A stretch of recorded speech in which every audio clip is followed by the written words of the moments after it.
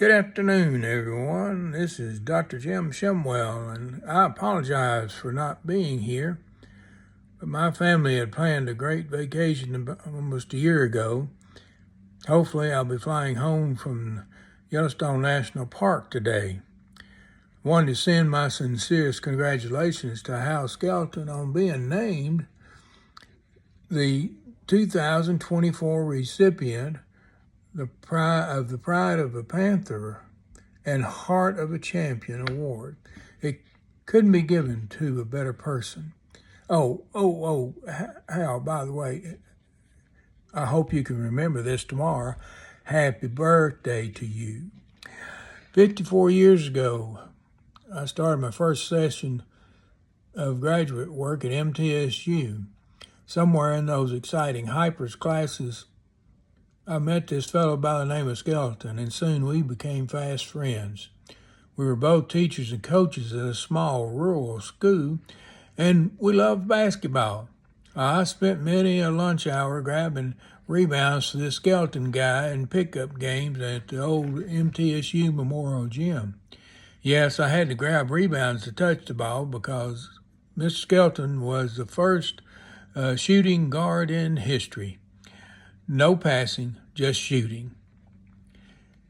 In '73, when we were finishing up our graduate work, Miss Skelton asked if I'd like to come to teach and coach at Wartrace School.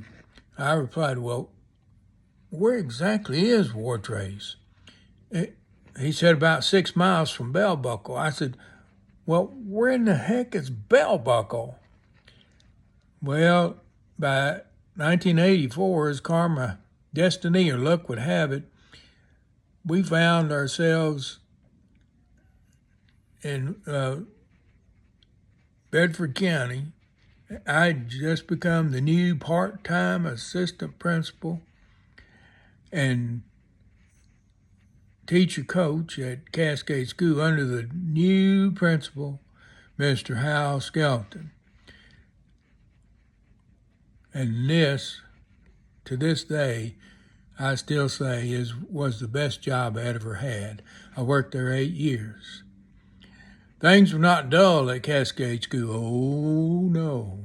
There seemed to be always something going on, and sometimes it was with faculty, sometimes with students, sometimes with faculties and students, and sometimes with a member of our school staff or coaching staffs, and sometimes it even included other schools in our athletic districts. I'll never forget one of the first things that I saw Mrs. Skelton do was that the office had office assistants, student office assistants, and he got one of the rookies to go to Ms. Jockey's room to get the office paper stretcher. Yes, the paper stretcher. Sometimes Miss Yockey would send them back to the office empty-handed. Sometimes she would send her over to Miss Hall's room asking for the paper stretcher. Every now and then, the student assistant would wind up at the teacher's workroom looking for the office paper stretcher. Finally, someone would show some sympathy and clue them in about what this paper stretcher wasn't and send them back to the office. But he was not the only one that pulled pranks. One year we pulled a really good one. There were several of us in on it. We pulled it on Coach Bill Williamson. He was the head coach over at Community at this time. It was myself, Mr. Skelton, Coach Cottom, Coach Bennett, and even the editor for the Shelbyville Times-Gazette, Bo Melson, was in on it. What we did was we got together and invented a player that was moving into Cascade School. Now, this wouldn't have happened, the prank wouldn't have happened if we had not known that Coach Williamson hated to play against Coach Cottom and the champions. It seemed Coach Cottom always had something up his sleeve, a trick play, a strange defense, a terrible joke to use against him and his Vikings. Coach Cottom just always had something to somehow beat the Vikings. So we decided to help him out one year and invent a player. We even gave the player a name, Sylvester Chun. Never will forget it. We told Coach Williamson about him, that he was moving in after Christmas break. He was 6'1" or 6'2", a good jumper and shooter. And man, he was really tough around the basket. Oh, Coach Williamson was really worried.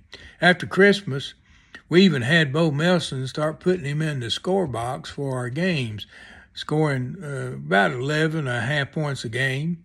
Sometimes it was 9, sometimes it was 12, whatever Mr. Bo would do. Coach Williamson even came out to scout him one night when the Vikings weren't playing. We didn't know this until we saw him walk through the door, and so we had to, shall we say, make up something. We finally decided to report that Sylvester wasn't playing that night due to a bad cold or maybe even the flu. Finally, just before the district tournament, we pulled Coach Williamson aside and told him what we had done. We had a good laugh. Coach Williamson didn't know. He got a little red around the collar, and he didn't hardly speak to us for a while. Through it all, Mr. Hal Skelton was the one taking care of his faculty, his staff, students, and his community. He's been my friend through thick and thin. We never had a student that our goal wasn't always to help him become a better person. I can't think of a better person to receive this honor. He's certainly got the pride of a Panther and a heart of a champion. This is Doc. Congratulations, Mr. Skelton, and happy birthday to you. Happy birthday to you. Happy birthday.